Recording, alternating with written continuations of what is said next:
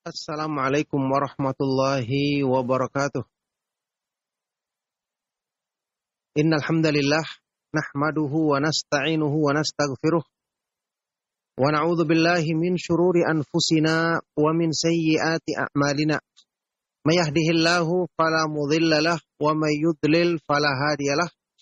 Wa asyhadu an la ilaha illallah wahdahu la syarika lah wa asyhadu anna Muhammadan 'abduhu wa rasuluh.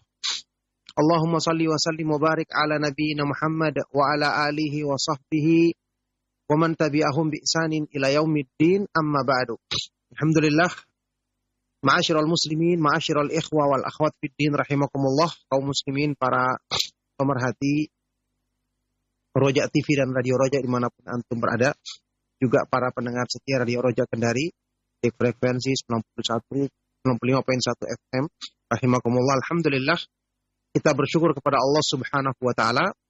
Di kesempatan pagi hari yang berbahagia ini kita dipertemukan kembali dalam kajian ilmiah majelis ilmu yang mulia untuk melanjutkan pembahasan tentang keutamaan dan kemuliaan ilmu dari tulisan Al-Imam Abu Abdullah Syamsuddin Abu Abdullah Ibnu Qayyim al-Jauziyah rahimahullahu taala, yaitu dari kitab Miftahu Daris Sa'adah di pembahasan tentang al-ilmu fadluhu wa syarafuhu, ilmu, keutamaan dan kemuliaannya.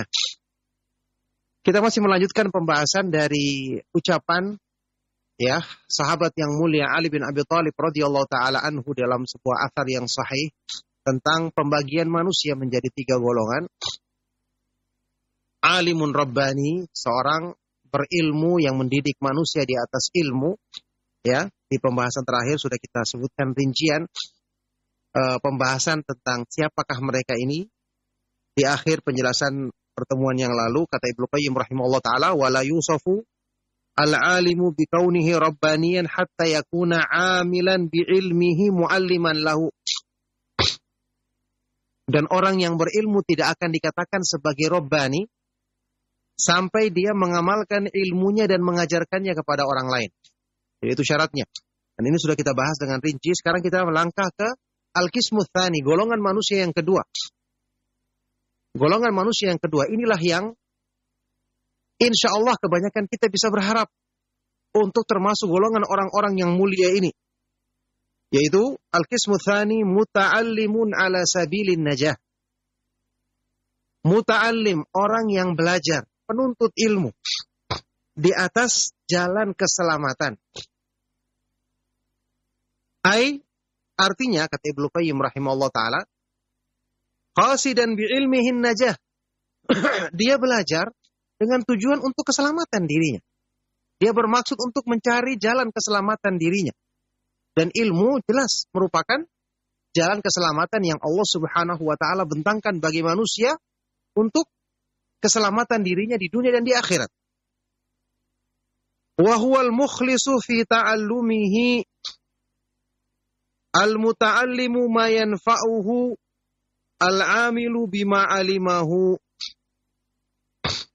Yaitu orang yang ikhlas, niatnya ikhlas dalam belajar.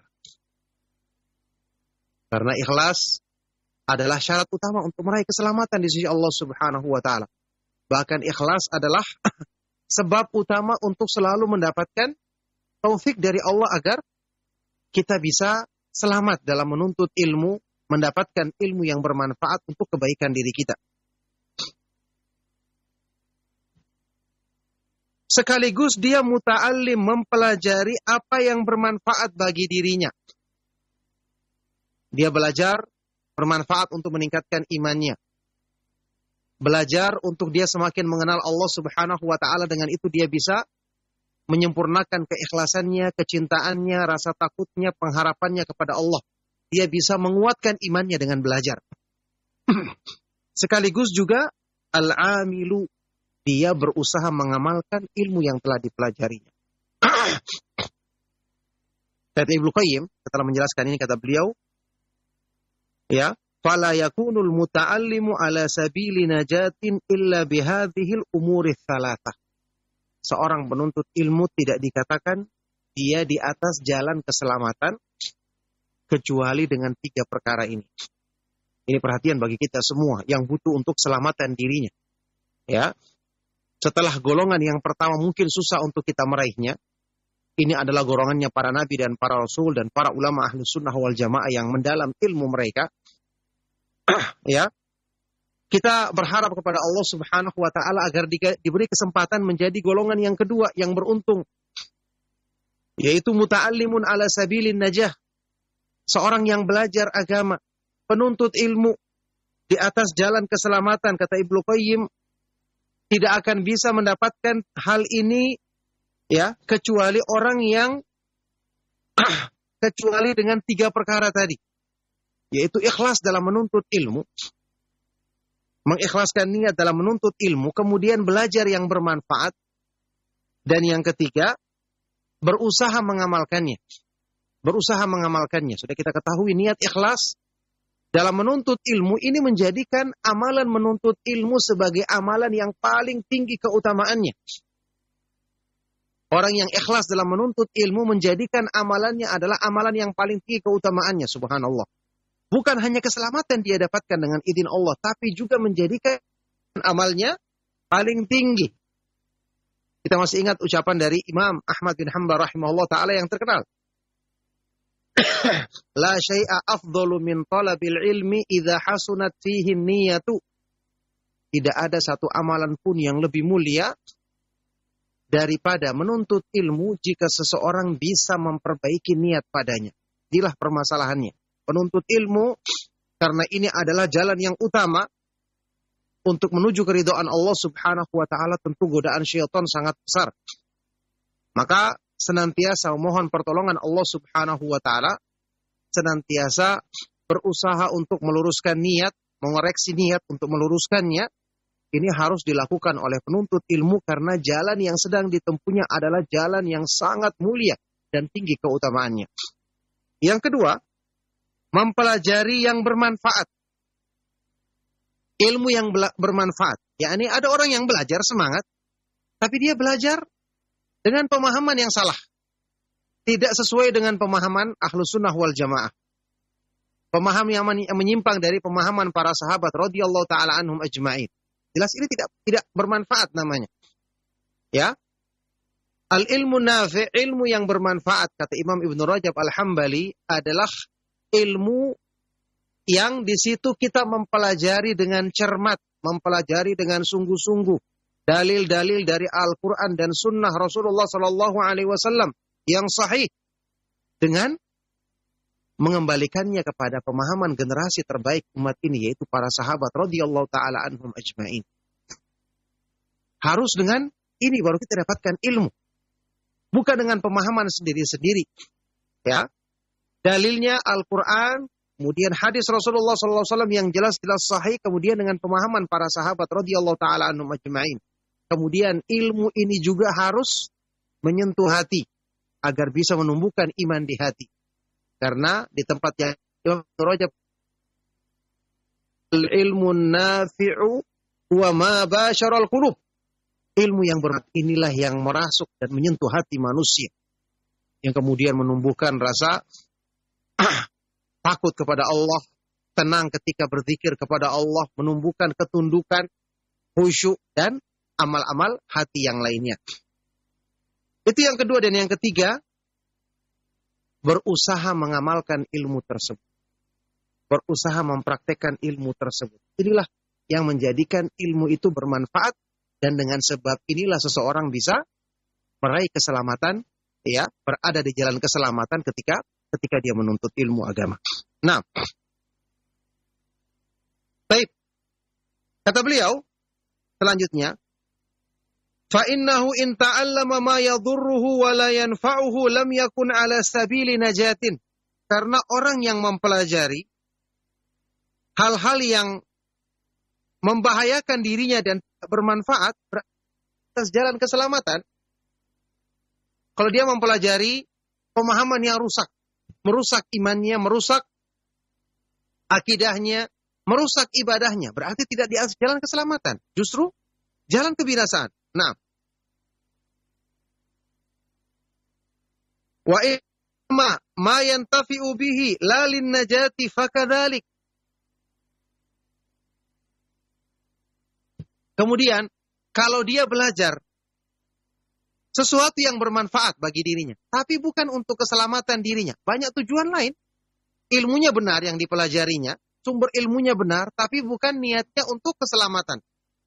Niatnya tidak ikhlas, niatnya ingin dipuji, ingin disejarkan dengan ulama misalnya, ingin dianggap sebagai orang yang tinggi ilmunya, ya agar dipandang kagum di mata manusia. Ini jelas bukan untuk keselamatan dirinya, tidak akan dapat keselamatan. Nah, ya. Kemudian wa in ta'allamahu lam ya'mal bihi lam yahsul lahu najat. Berikutnya orang yang mempelajarinya tapi tidak berusaha mengamalkannya, bagaimana dia akan dapatkan keselamatan? Sementara ilmu itu akan bermanfaat ketika diamalkan. Ilmu itu akan menjadi sebab untuk mendekatkan diri kepada Allah Subhanahu wa taala ketika kita mempraktekannya untuk mendekatkan diri kepada Allah Subhanahu wa taala. Maka kalau tidak diamalkan berarti tidak menjadi sebab untuk mendapatkan keselamatan. Walihadza wasafahu biqaunihi 'ala sabil ay 'ala tariqil lati tunjih. Oleh karena itu dalam ucapan Ali bin Abi Thalib di sini radhiyallahu taala anhu disifati penuntut ilmu ini dikatakan 'ala sabilin najah. Di atas jalan keselamatan, 'ala sabil, di atas jalan. Ai artinya 'ala tariqil lati tunjih. Dia di atas jalan yang menyelamatkan dirinya. Dengan izin Allah Subhanahu wa ta'ala tentu saja. Di atas jalan yang menyelamatkan dirinya. Ini keadaan orang yang disebutkan dia sebagai penuntut ilmu di atas jalan keselamatan. Nah ini kita perhatikan ya. Ma'asyiral ikhwa wal akhwat fiddin rahimakumullah. Keutamaan dan kemuliaan ini ditujukan kepada mereka yang benar-benar belajar untuk keselamatan dirinya. Dan alhamdulillah, ilmu itu sendiri adalah pembimbing dalam kebaikan. Yani maksudnya sekarang ketika kita belajar memang banyak godaan syaitan. Itu mesti. Karena semakin tinggi keutamaan satu amal, otomatis upaya syaitan untuk memalingkan kita dari keutamaan tersebut semakin besar pula. Itu pasti. Cuman, di dalam jalan menuntut ilmu ada pertolongan dari Allah. Kalau kita selalu mohon pertolongan kepada Allah, kemudian berpegang teguh dengan adab ilmu, selalu kita berusaha mengikhlaskan niat kita, Allah akan menolong kita. Karena Allah menjanjikan pertolongan bagi orang-orang yang selalu berusaha untuk mendekatkan dirinya kepada Allah. Wa may ya'tasim billahi faqad hudiya ila siratim mustaqim. Barang siapa yang selalu berpegang teguh dengan tali Allah, dengan petunjuk Allah, maka dialah yang akan diberikan hidayah untuk menempuh jalan yang lurus. Makanya ilmu Allah sebutkan dalam Al-Quran dimudahkan. Walaqad yassarnal Qur'ana lidzikri fahal min muddakir. Sungguh telah kami mudahkan Al-Quran. Allah berjanjikan, kami mudahkan Al-Quran untuk peringatan, untuk diambil pelajaran darinya. Apakah ada orang yang mau mengambil ilmu darinya? Ya. Kata salah seorang ulama salaf ketika menafsirkan ayat ini, hal min talibi ilmin fayu'anu alaih. Apakah ada orang yang mau belajar sungguh-sungguh sehingga Allah akan menolong dia? Allah menjanjikan pertolongan. Jadi tidak perlu khawatir, ya. Memang ada godaan, tapi yang menolong kita adalah yang maha kuat dan maha perkasa. Ya, tidak ada satupun yang bisa melemahkannya, yang bisa mengalahkannya. Kalaupun godaan syaitan besar, maka pertolongan dari Allah Subhanahu wa taala lebih besar lagi. Dan dia maha kuat lagi, maha perkasa. Makanya ini menjadikan optimis orang yang menuntut ilmu. Kalau dia menuntut ilmunya benar, niatnya benar, sering mengoreksi niat, sering mendekatkan diri kepada Allah, memperbaiki kesalahannya, beristighfar, mohon ampun kepada Allah, maka pertolongan Allah Subhanahu wa taala dekat darinya. Innallaha yudafi'u 'anil ladzina amanu. Sesungguhnya Allah Subhanahu wa taala akan membela dan menolong, menjaga orang-orang iman. Makanya sudah pernah saya nukilkan beberapa keterangan dari para ulama salaf yang menyebutkan mereka juga di awal-awal menuntut ilmu ada sebagian mereka yang tidak langsung ikhlas. Ya, tapi di tengah jalan Allah anugerahkan keikhlasan. Allah turunkan pertolongan sehingga mereka bisa meluruskan niat di tengah perjalanan dalam menuntut ilmu.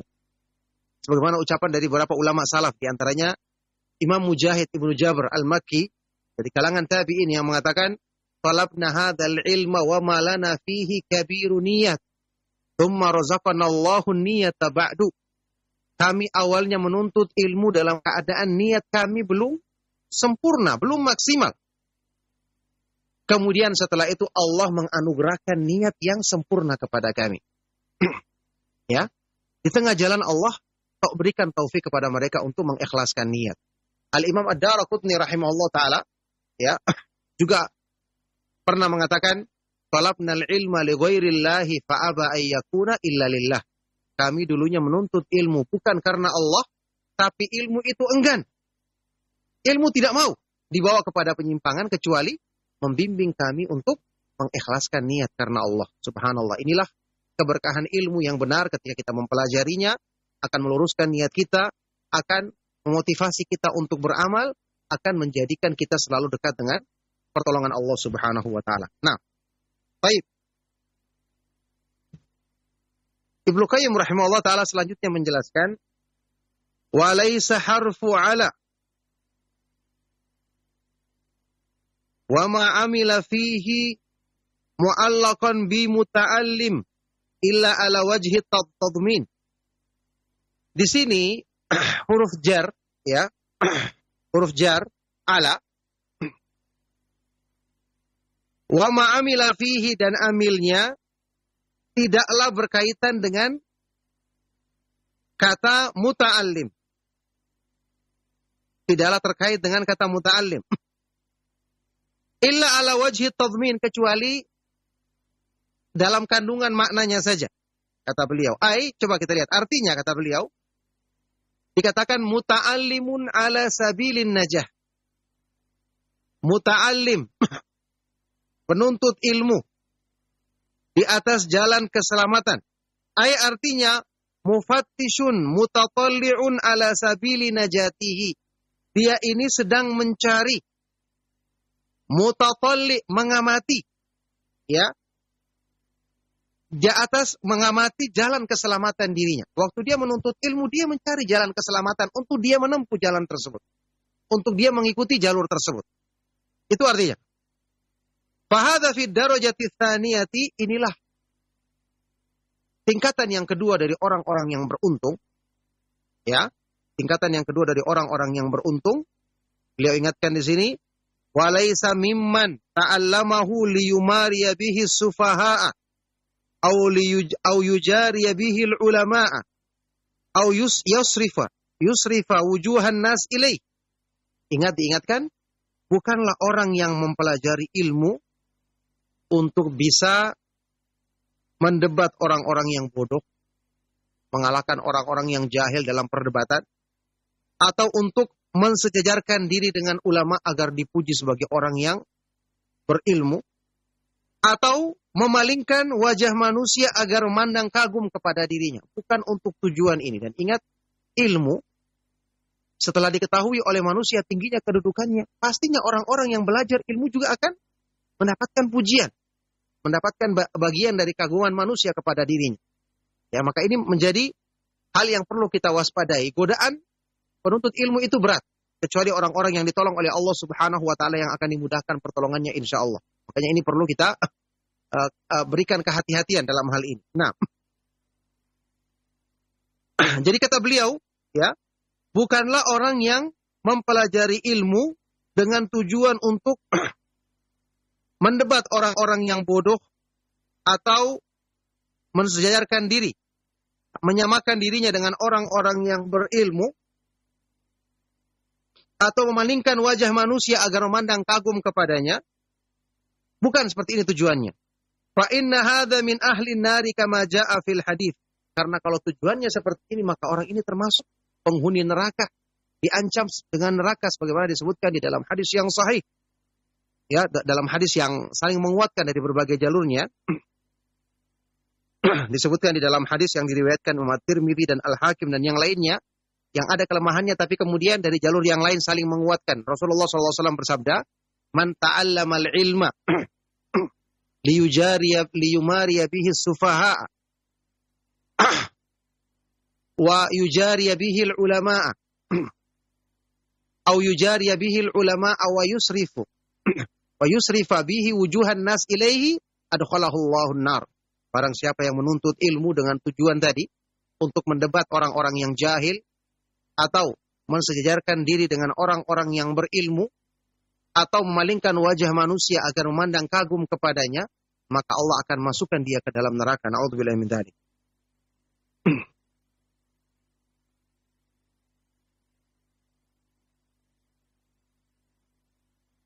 Ya, kata beliau, wa thabbatahu Abu Nuaim wa Abu Amr ibnu Salah wa ghairuhuma. Hadis ini dikuatkan oleh Imam Abu Nuaim, juga Imam Ibnu Salah, Abu Amr ibnu Salah, dan yang selain keduanya. Nah, ini orang-orang yang menyimpang niatnya dalam menuntut ilmu. Kemudian, qala Ibnu Salah, dinukilkan di sini pernyataan Ibnu Salah. Imam Ibnu Salah mengatakan, wa thabbata Abu Nuaim aidan qaulahu sallallahu alaihi wasallam, sebagaimana Imam Abu Nuaim juga menguatkan sabda Rasulullah sallallahu alaihi wasallam. Ada hadis Rasulullah sallallahu alaihi wasallam yang semakna dengan hadis tadi. Rasulullah sallallahu alaihi wasallam bersabda, "Man ta'allama ilman mimma yubtagha bihi wajhullahi la yata'allamuhu illa liyusiba 'aradan minad dunya lam yajid raihatal jannah."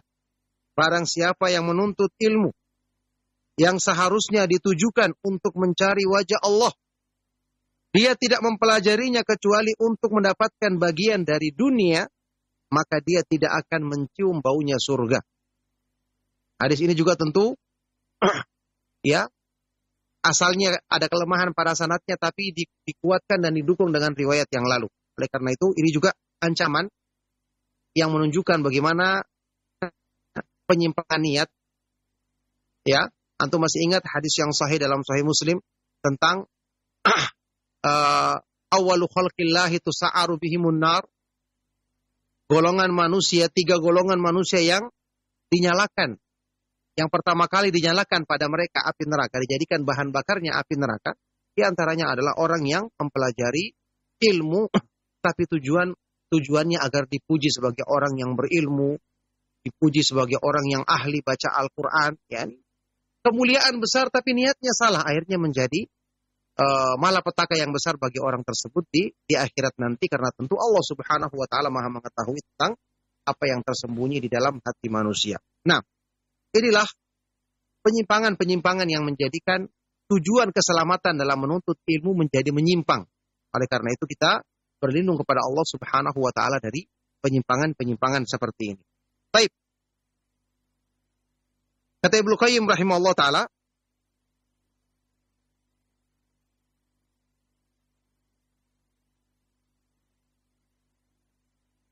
فَهَؤُلَاءِ لَيْسَ فِيهِمْ مَنْ هُوَ عَلَى سَبِيلِ النَّجَاةِ بَلْ عَلَى سَبِيلِ الْهَلَكَةِ نَعُوذُ بِاللَّهِ مِنَ الْخُذْلَانِ. Maka mereka ini tidak ada seorang pun yang dikatakan di atas jalan keselamatan kalau niatnya menyimpang seperti ini. Bahkan mereka di atas jalan kebinasaan, di atas jalan kehancuran. Na'udzu billahi minal khidlan. Kita berlindung kepada Allah subhanahu wa ta'ala dari hilangnya taufik darinya. Kita berlindung kepada Allah subhanahu wa ta'ala dari dipalingkannya taufik. Ya, na'udzu billahi min dzalik.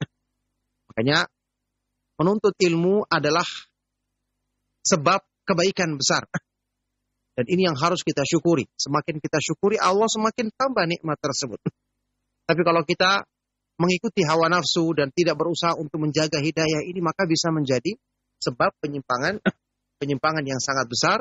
Maka tentu orang yang terjaga adalah orang yang dilindungi oleh Allah subhanahu wa ta'ala. Nah, inilah golongan manusia yang kedua.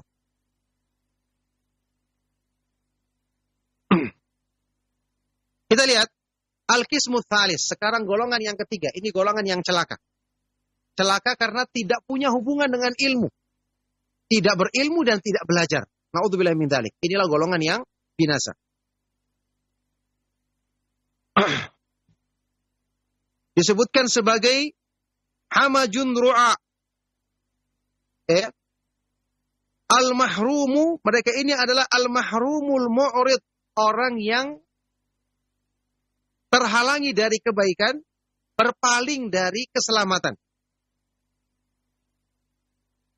Fala alimun wa muta'allimun. Dia tidak berilmu dan tidak juga mau belajar ilmu agama. Jalan keselamatan tidak mau ditempuhnya. Bagaimana dia akan selamat? Orang yang menempuh saja belum tentu akan selamat, kecuali orang-orang yang ditolong oleh Allah, apalagi orang yang berpaling dari asal sama sekali. Bal hamajun ra'a. Ya, bahkan disifati mereka ini hamajun ra'a. Hamajun ra'a, orang-orang rendahan, orang-orang yang hina. Diterangkan di sini, wal hamaj minan nasi humaqa'uhum wa jahalatuhum. Al-hamaj di kalangan manusia itu artinya adalah humaqa, orang-orang yang bodoh dan dungu. Orang-orang yang bodoh dan dungu. Wa asluhu minal hamj,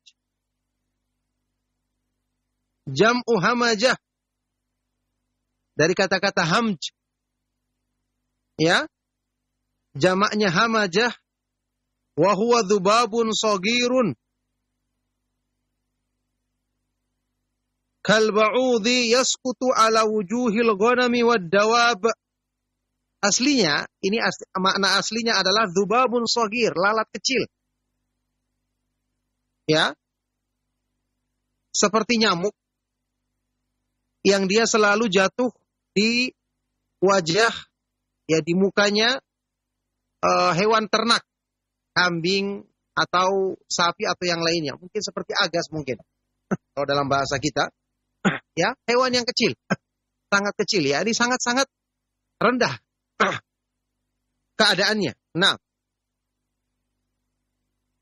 wa ayuniha, yang selalu berkerumun di muka di kambing, sapi atau hewan ternak, atau di matanya. Fashabbaha hamajan nasi bihi wal hamaju aidan masdarun. Maka diserupakanlah orang-orang yang rendah, yang jauh dari ilmu dengan binatang yang sangat hina tersebut. Ya, hamaj juga ya. Hamaj juga ini bisa merupakan masdar dari kata kerja yang berarti, artinya adalah su'ut tadbir fi amril ma'isyah. Secara bahasa hamaja yamhuju itu artinya su'ut tadbir, jelek dalam mengatur urusan hidupnya.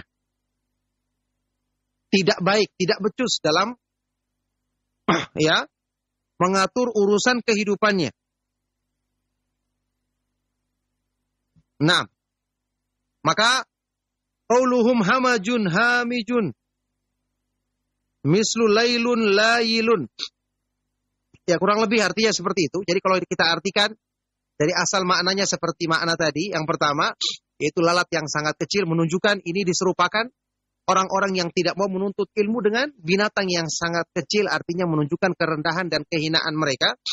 Atau juga dimaknakan di sini sesuai dengan makna asalnya dalam kata kerjanya, yaitu orang yang buruk dalam mengatur urusan hidupnya. Kenapa buruk? Karena tidak ada bimbingan, tidak ada petunjuk. Mereka tidak belajar agama, mereka tidak memiliki ilmu dan juga tidak mau belajar agama yang merupakan sebab kebaikan jalan hidup mereka. Nah,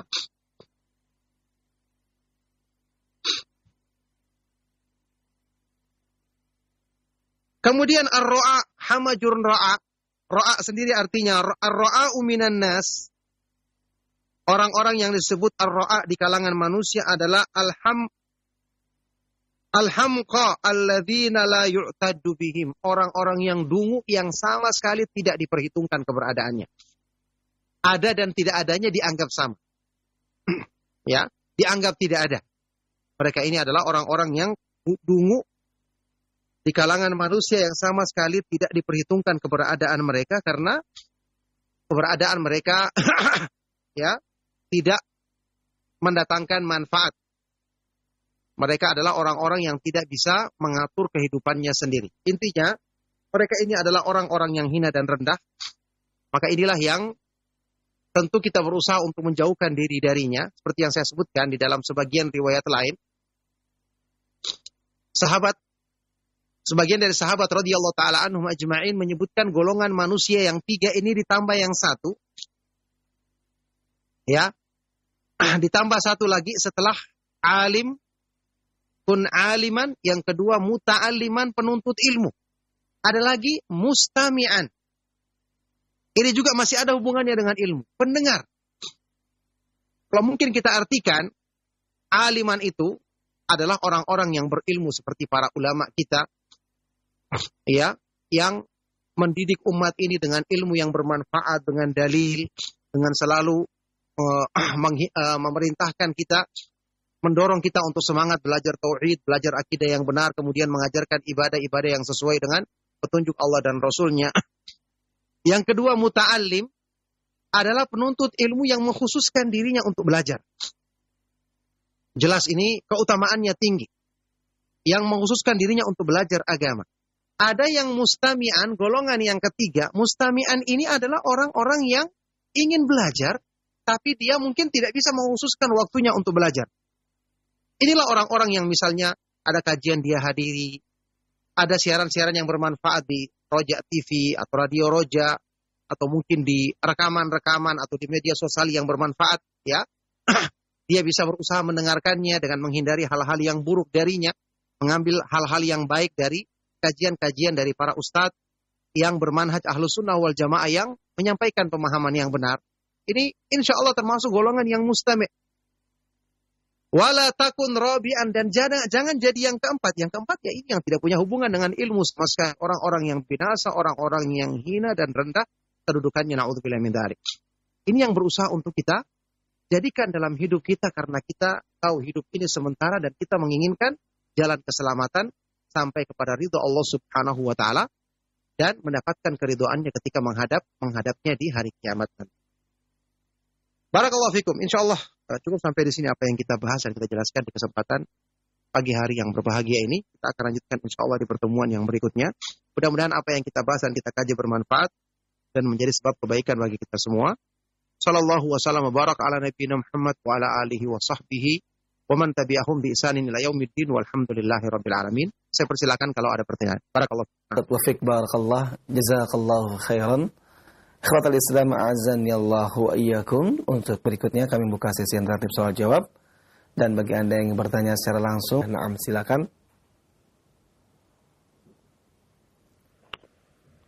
Ya, silakan. Assalamualaikum. Waalaikumsalam warahmatullahi wabarakatuh. Dengan siapa Ibu dan berada di mana? Pak Allah di Karawaci. Ya, silakan Ibu. Saya mau bertanya Pak Ustadz, barakallahu fikum. Wa fik barakallah. Mau bertanya Pak Ustadz, bagaimana kita menghadapi orang yang tinggal di rumah kita? Seorang wanita yang umurnya mungkin sudah di atas 50 tahun Pak Ustadz.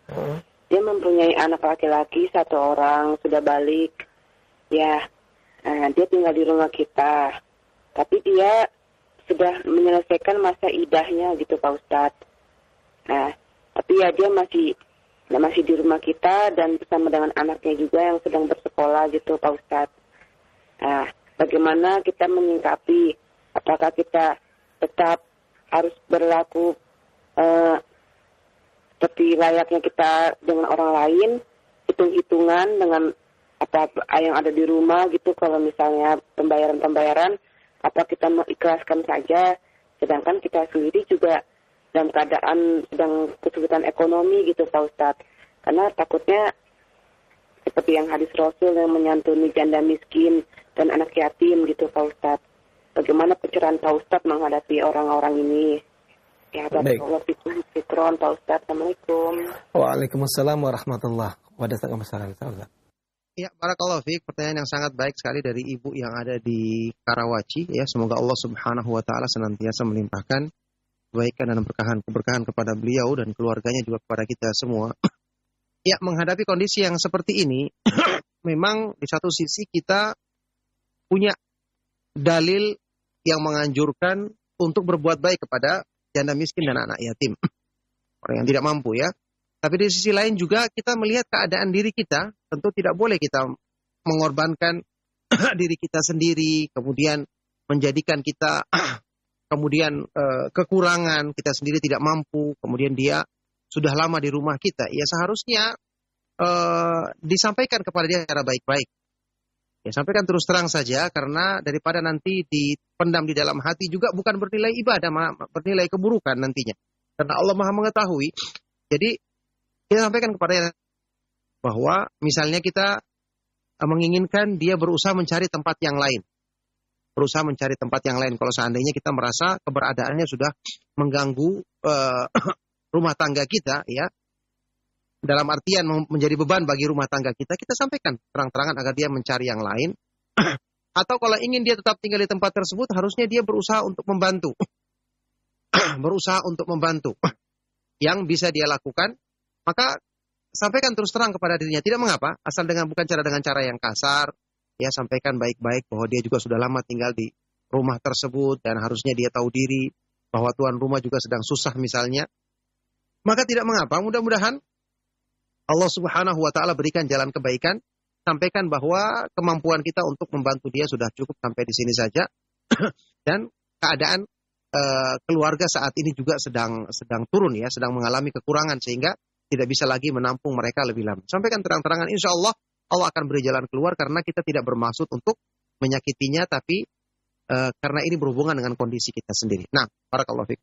Nah, Ustaz, wafik barakallah, jazakallah khairan atas jawaban yang antum sampaikan, Ustaz. Khatul Islam azani Allahu ayyakum. Kami masih membuka sesi interaktif soal jawab, dan bagi Anda yang bertanya, silakan. Ya, silakan. Halo, Assalamualaikum. Waalaikumsalam warahmatullahi wabarakatuh. Dengan siapa Ibu dan berada di mana? Dengan Ibu Yeni di Padang, Ustaz. Ya, silakan Ibu Yeni. Ya, Assalamualaikum, Ustaz. Waalaikumsalam warahmatullahi. Begini, Ustaz, saya mau bertanya. Kita kan seorang istri pergi menuntut ilmu tanpa seorang mahram, bagaimana itu hukumnya, Ustaz? Baik, terima kasih Bu Yeni. Kita ajak kan nggak mau gitu. Baik, cukup Bu Yeni ya. Assalamualaikum. Waalaikumsalam warahmatullahi wabarakatuh. Dan kepada Ustadz kami persilakan. Ya, barakallahu fiik. Pertanyaan yang sangat baik dari ibu yang ada di Padang ya tadi. Semoga Allah Subhanahu wa taala senantiasa melimpahkan kebaikan kepada beliau dan kepada kita semua. Pergi menuntut ilmu, menghadiri majelis ilmu tanpa mahram. Jawabannya Ibu, ini perlu dilihat. Menuntut ilmunya kemana? Apakah sampai keluar kota, sampai safar atau tidak? Kalau seandainya sampai menempuh jarak safar, misalnya dari satu kota ke kota yang lain, maka masuk dalam keumuman sabda Rasulullah SAW hadis sahih, riwayat Imam Muslim, la tusafironnal mar'atu illa ma'ahadu mahram. Ya, la tusafironna mar'atun illa ma'ahadu mahram. Tidak boleh seorang perempuan melakukan safar. Jangan sekali-sekali seorang perempuan melakukan safar kecuali bersama mahramnya. Adapun kalau cuma dalam kota saja, tidak sampai ke menempuh jarak safar, ya, maka selama kondisinya aman, perempuan bisa menghadirinya meskipun tanpa mahramnya. Misalnya dia pergi sama temannya, atau apalagi dekat dengan rumahnya, atau dia pergi sama anak perempuannya yang lain dan kondisinya aman, ya juga tidak sampai bukan malam misalnya, ya. Kondisinya tidak ada hal-hal yang dikhawatirkan bisa menjadi sebab keburukan, maka insya Allah ini tidak mengapa, tidak membutuhkan mahram karena dia tidak termasuk safar, ya, yang diharuskan ketika safar itu adanya mahram. Nah, barakallahu fiik. Nah, Ustaz wafik barakallah, jazakallah khairan Ustaz atas jawaban telah antum sampaikan Ustaz. Khatul Islam azani Allah wa iyyakum. Masih kami angkat pertanyaan berikutnya melalui telepon. Silakan. Assalamualaikum. Waalaikumsalam warahmatullahi wabarakatuh. Dengan siapa Ibu dan berada di mana? Ummu Sifa, Bekasi, Pak. Ya, Ummu Sifa. Silakan Ummu Sifa. Apa pertanyaannya? Ini Pak, kan anak saya sudah saya larang ya, perempuan nih pergi safar sendiri bekerja ke daerah luar Sumatera. Ini jadi saya marah sebenarnya, tapi karena udah terlanjur dia berangkat ke sana, apakah saya tetap mendoakan kebaikan untuk dia, memberikan wejangan-wejangan untuk keselamatan, menjaga prokes dan lain sebagainya, karena saya, ya hati saya ini marah gitu Ustaz. Jalan keluarnya seperti apa ya? Anaknya memang ya ada keberanian dia untuk pergi pergi sendiri kerja gitu Ustaz. Baik. Jazakallahu khairan, barakallahu fikum. Assalamualaikum. Waalaikumsalam warahmatullahi wabarakatuh. Wa fik barakallah wa jazakallahu khairan, dan kepada Ustaz kami persilakan. Iya, barakallahu fiik, pertanyaan yang sangat baik dari Ummu Syifa di Bekasi ya. Semoga Allah Subhanahu wa taala senantiasa melimpahkan keberkahan, kebaikan dan rahmatnya kepada beliau, keluarga dan kepada kita semua. Ya. Jadi ibu sudah berusaha untuk mengingatkan tapi anaknya memaksakan diri untuk pergi, maka ya jelas ini kesalahan anak tersebut menanggung lagi karena ibu sudah berusaha untuk menasihatinya.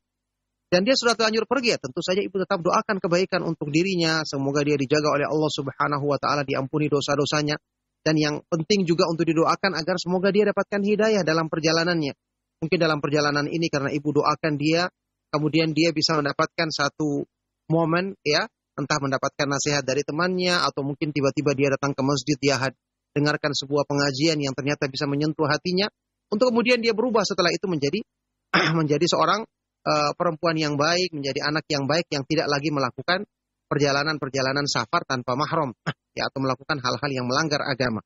Maka tetap doakan kebaikan untuk dirinya. Nanti ketika dia pulang ya, sampaikan teguran dengan cara yang lembut ya, sampaikan lagi, ajak bicara dengan baik, dan sampaikan bahwa ibu selalu mendoakan kebaikan untuknya, dan tetap dinasihati dia agar tetap meninggalkan hal-hal yang buruk karena itu akan mendatangkan hal-hal yang tidak baik bagi dirinya. Nah, barakallahu fiik. Nah, Ustaz Wafik barakallah. Jazakallah khairan atas jawaban yang Anda sampaikan Ustaz, dan ikhwatal Islam azani Allahu ayyakum. Kita angkat kembali pertanyaan telepon. Nah, silakan. Assalamualaikum warahmatullahi wabarakatuh. Waalaikumsalam warahmatullahi wabarakatuh. Dengan siapa ibu dan berada di mana? Dari Ummu Abdillah di Sulawesi Ustaz. Pertanyaan saya begini Ustaz. Tadi itu masalah yang ingin menyamai seorang guru Ustaz. Nah, kita ini kadang-kadang orang tua Ustaz begini, ketika melihat ada seorang ulama yang begitu ilmu Masya Allah, terkadang terbayang di hati kita ingin punya anak seperti itu. Nah, apakah cita-cita ini sama yang Ustaz sampaikan tadi bahwa salah satu bisa memasukkan ke neraka? Mohon pencerahannya Ustaz. Assalamualaikum warahmatullahi wabarakatuh. Waalaikumsalam warahmatullahi wabarakatuh. Dan kepada Ustaz kami persilakan untuk menjawab. Silakan Ustaz. Iya, barakallahu fikum. Barakallahu fiik, pertanyaan yang sangat baik dari ibu ya, yang bertanya tadi. Semoga Allah Subhanahu wa taala senantiasa melimpahkan kebaikan kepada beliau, kepada keluarganya, dan kepada kita semua.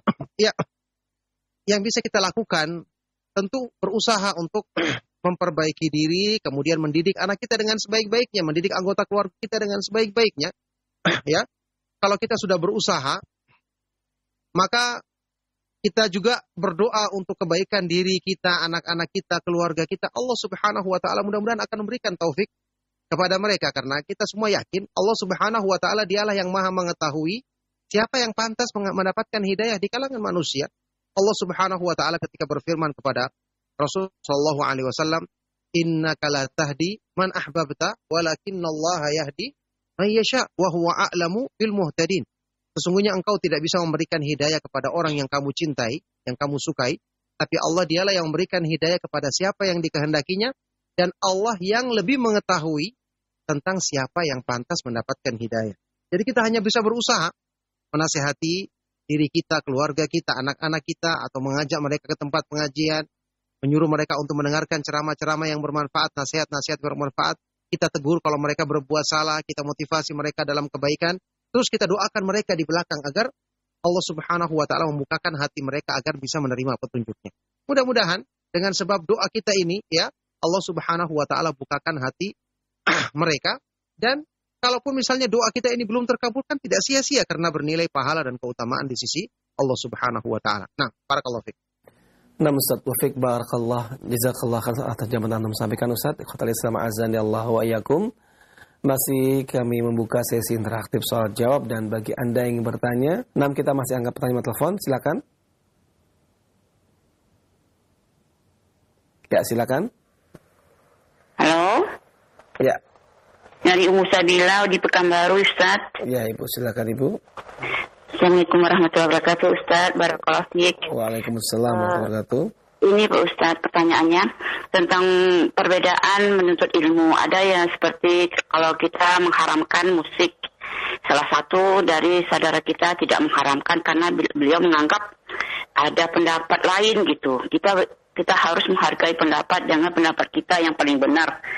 Kalau soalnya katanya kata ada Imam Ghazali itu tidak mempermasalahkan musik itu haram atau halalnya gitu Pak Ustadz.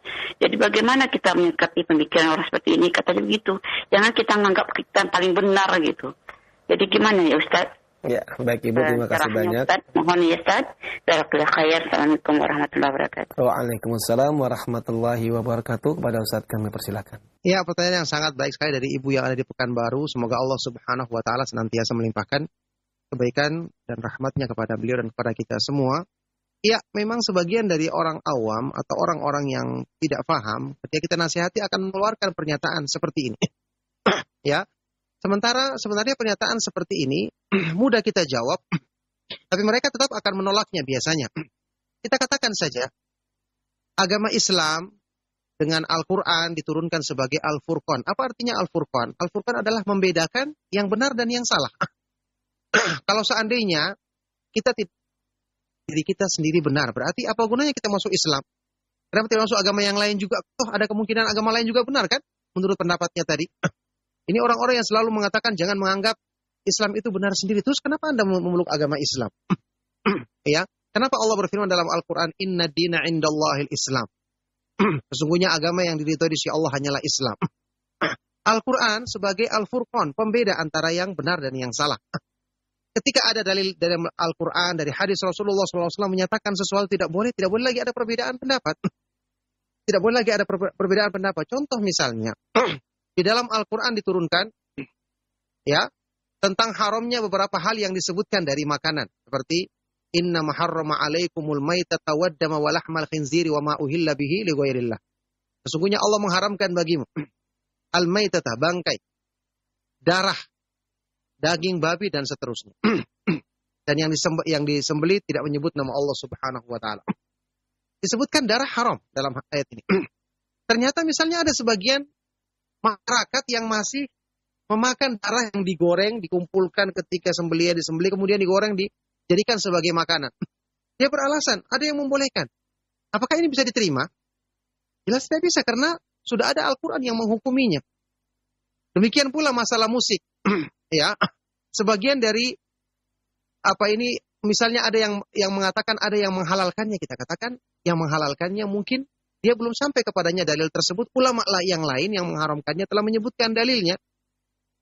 Hadis dalam Sahih Bukhari, jelas-jelas Rasulullah SAW bersabda, La yakunanna min ummati aqwamun yastahilluna al-hira wal harira wal khamra wal ma'azif. Sungguh-sungguh akan ada di umatku orang-orang yang akan menganggap halal sesuatu yang haram. Ya, yaitu al-hira, perbuatan zina, minum khamar, ya, sutra bagi laki-laki dan alat-alat musik. Itu sudah jelas dalilnya. Jadi kita hanya bisa menyampaikan. Kalau dia tidak mau ya sudah, hidayah di tangan Allah Subhanahu wa taala. Yang jelas kita sampaikan kepada dia kaidah dasar bahwa perbedaan pendapat terjadi di kalangan manusia dan itu kembali kepada pengetahuan mereka. Tapi yang menentukan kebenarannya adalah Allah Subhanahu wa taala yang menurunkan wahyu kepada Rasulnya Shallallahu Alaihi Wasallam. Jika sudah ada wahyu yang turun, tidak bisa lagi ada perbedaan pendapat di kalangan manusia. Contoh katakan sama dia saja, dalam kehidupan sehari-hari saja. Misalnya terjadi perbedaan pendapat. Ada satu sakit, orang ini mengatakan obatnya ini, orang ini mengatakan obatnya yang ini. Apakah kita terima dua-duanya pengobatan tersebut? Kan jawabannya tidak. Pasti kita katakan yang ahli. Kepada dokter yang ahli, ternyata dokter mengatakan, oh yang ini tidak berpengaruh. Ini yang ahli mengatakan inilah obatnya yang benar karena terkandung padanya ini dan itu. Misalnya. Kan kita kembali kepada ahlinya. Dalam urusan dunia saja kita selalu merujuk kepada yang pendapat yang memang ada bukti kebenarannya. Apalagi dalam urusan agama kita yang jelas-jelas sudah diturunkan di dalam Al-Quran dan hadis-hadis Rasulullah SAW tentang argumentasi untuk menentukan mana yang benar dan mana yang salah. Nah, barakallahu fiik. Namun satu fiik barakallah, jazakallah khairan atas jawaban yang disampaikan Ustaz. Khotbah Islam azan yallahu ayyakum. Untuk pertanyaan di kesempatan pagi hari ini, dan kami akan anggap pertanyaan terakhir Ustaz di kesempatan pagi hari ini melalui pesan singkat Ustaz dengan pendengar kita. Beliau bertanya, Ustaz, apakah sam dengan Pak Asdar Pak Ilau di Bulukumba, Sulawesi Selatan? Beliau bertanya, Ustaz, apakah sama pahalanya orang yang menuntut ilmu dengan menghadiri majelis ilmu dengan orang yang hanya menjadi pendengar di Radio Roja saja, Ustaz? Syukran. Barakallahu fikum, pertanyaan sangat baik sekali dari beliau. Semoga Allah Subhanahu wa taala senantiasa melimpahkan kebaikan dan rahmatnya kepada beliau dan kepada kita semua. Jelas jawabannya, semua ada keutamaannya. Karena kalau kita bertujuan untuk bisa belajar agama, untuk bisa memperbaiki iman kita, ibadah kita kepada Allah Subhanahu wa taala, tentu semua ada keutamaannya, akan dapatkan pahala dan keutamaan di sisi Allah. Cuman kalau dari segi keutamaan atau mana yang lebih utama, jelas menghadiri majelis ilmu itu yang lebih utama. Ya kecuali dalam kondisi-kondisi mungkin saat ini sedang pandemi ya, yang kemudian majelis ilmu secara langsung mungkin belum sementara waktu tidak ditiadakan, maka kita mengambil yang ada yang bisa kita lakukan saat ini dengan tetap mendengarkan kajian-kajian melalui Roja TV atau Radio Roja atau media-media sunnah yang lainnya. Yang jelas ya, kalau untuk hukum asalnya lebih utama kita menghadirinya langsung kalau tidak ada halangan ya, seperti sekarang ini. Kalau seandainya kita tetap melakukan dua-duanya, menghadiri langsung dan mendengarkan ceramah, maka ini tentu yang paling utama, lebih afdol lagi. Ya kecuali kalau kondisi-kondisi sekarang yang sedang ada halangan, maka kita mencukupkan dengan apa yang bisa kita lakukan saat ini. Nah, barakallahu fiik. Nah, Ustaz Taufik barakallah, jazakallah khairan atas jawaban yang telah Antum sampaikan, Ustaz. Dan ikhwatal Islam azani Allahu wa iyyakum. Pertanyaan dari pendengar kita di Sulawesi Selatan merupakan pertanyaan terakhir di kesempatan pagi hari ini. Tentunya sebelum kita akhiri pertemuan yang begitu banyak faedah ilmu yang telah kita simak bersama yang disampaikan oleh Ustaz Abdul Tasim Al-Mahfirullahu Ta'ala, kita akan sampaikan dan minta kepada beliau untuk menyampaikan ikhtitam di kesempatan pagi ini. Dan kepada beliau kami persilakan. Ya, alhamdulillah.